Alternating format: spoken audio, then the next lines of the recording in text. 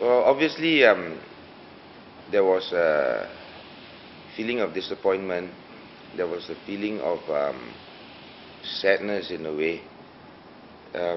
But at the end of the day, the people choose, and in a democratic system that we use in Malaysia, whatever the people choose is correct. It has to be correct because it's people power and people choose what they want. So you accept the There's no choice but to accept. I mean, we were born in the system, we are working the system, and hopefully this democratic system will live and I will die in the system also. Well, I've been trying to find out, or Gopeng specifically, we've been analyzing and analyzing. I mean, during the campaign, past presidents were there. Also, I'm very grateful that in the 13 days of campaigning, the outgoing Member of Parliament, Tan Sri Ting, was there for the whole 13 days. Tan Sri Michael Chen was there. The Deputy Speaker of the Parliament, Lim Si Cheng, was there. Our party leadership, current leadership, was there.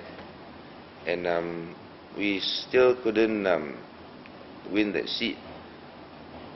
And perhaps there are factors in the undercurrent that we did not realize or we overlooked. I still haven't managed to identify them specifically, and we'll continue anyway, looking for where we went wrong, and hopefully rectify that by the next election. The Chinese vote was not really excellent in this election, like you can see in Penang. Take Penang as an example, because that is a good gauge of the overall Chinese vote. And we lost every seat in Penang. And it's not only MCA. Gerakan also had a really tough time there, and therefore dissatisfaction with perhaps minor specific issues within the UMNO, and maybe little comments here and there. And of course, the opposition has been harping on the lack of equal opportunity. I mean, if I was not an active member of the MCA, I would also tend to believe that those arguments are true. Well, like I said to some reporters yesterday, I'm still speaking to the people to see what they feel I should offer myself for, which position. Perhaps it could be in the youth, perhaps it could be in the parent body. And I also said perhaps if they feel that I should not offer myself at all at the national level, then I will not offer myself. Because if a lot of the youth leaders are going to parent body, there will be a big vacuum in the youth section. Yep, but that is looking at it from the perspective of positions. But to me, I'm looking at it from the perspective of results and what the people want, not what I want or whoever else wants. At the moment, I have not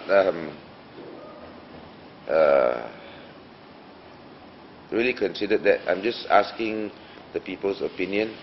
I'm trying to gauge their feelings, and when that paints a better picture for me, I will see it. Well, you cannot have a very hard and fast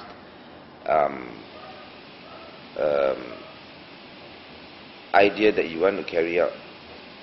You got to be like the water flowing, engaging and changing all the time. Like, you know, tsunamis happen, earthquakes happen, wars happen. When those things happen, you need a leader who can move and change and do what is best for the people at that time. But I feel that the role of the youth in any country, not only Malaysia, is to get built up into leadership quality individuals, because a lot of time when you speak to leaders, they're just trying to take peruntukan lah for the people, take things from the country for their people, but that is not what we want to do. What we have to do here is to bring our country to a different level. To bring our country to a different level, we have to groom leaders to go outside to convince the world that Malaysia is a good place to invest in. We have to groom good economic people to go outside to learn new things, and also to invest and make money to bring back to this country. We have to create rounded leaders. Rounded leaders. We don't send, we're all born as rough rocks.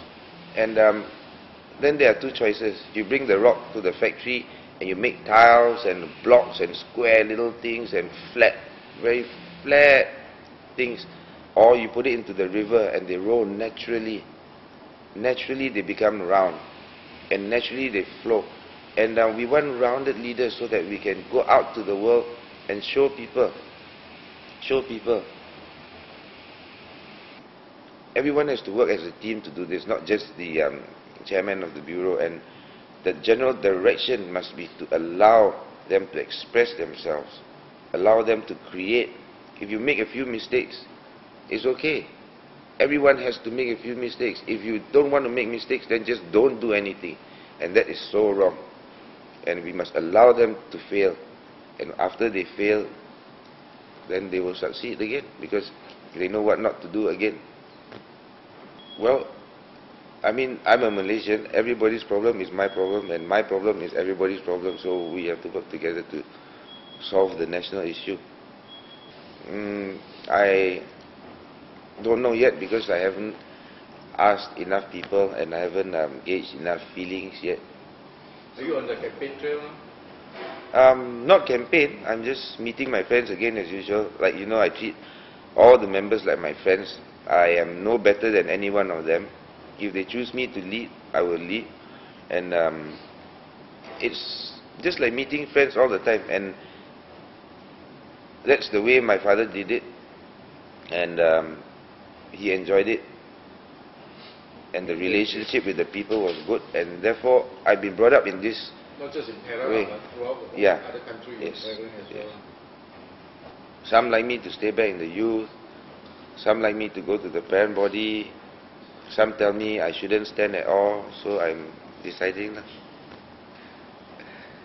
I'm sure there will be changes. It's, I think, honorable for the president to not so much step down, but not to recontest, because we did not fail totally in the general elections, but it was the worst performance we've ever had. And even like in football, when you watch EPL, if the team gets relegated, the manager leaves, and it's proper. Well, the entire party, not only the leadership, but the entire party, right down to the grassroots, have to take some responsibility. And the higher you are, the more responsibility you take, which is natural in any organization, not just the MCA. No. We meet at parties and all that. I mean, we don't go for political meetings, but I mean, when we go for parties, because we share so many common friends. If I go to JB to see my friends and have dinner, and then we meet all our friends who happen to be there. I mean, we are friends first and foremost. Of course, they were all ex-colleagues, but when you leave a job, your friends are still your friends, and so we meet.